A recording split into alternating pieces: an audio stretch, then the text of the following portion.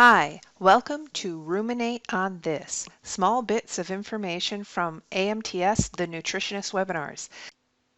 This is the second short we have from Tom Taluki on NDF. In this next episode, he is going to talk a little bit more about how NDF and the various names of NDF started. Let's go through this NDF versus AMDF-OM first.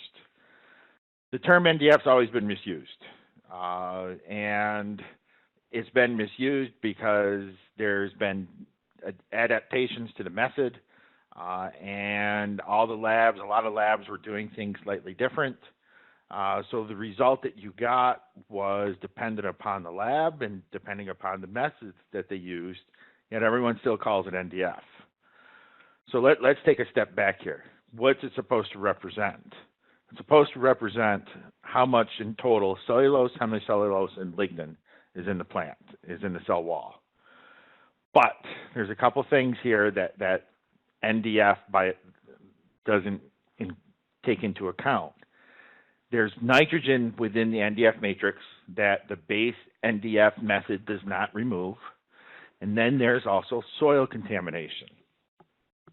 So then when we get into really starchy feeds like corn silage or small grain silages, that starch will plug the filters and you will get a artificially inflated NDF value. So all of these things can give pretty widely variable NDF values.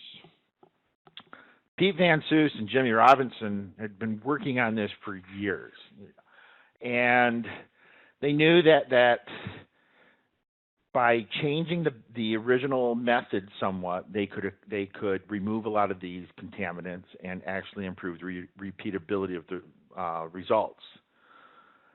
Dave Mertens, who was with USDA Dairy Forage Research Center, continued to work on this through his whole career, and about 10 years ago got AOAC approval for an NDF method.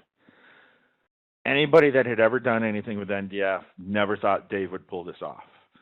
There was so much variance between labs that we all viewed it as an impossible thing to achieve because of the inherent variance. But he was able to do it.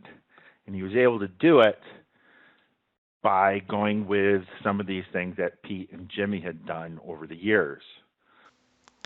So that covers a little bit about how standardization of NDF analyses came about. The next episode will cover when and why you want to make sure that you're going with a NDF-OM over just an NDF analysis.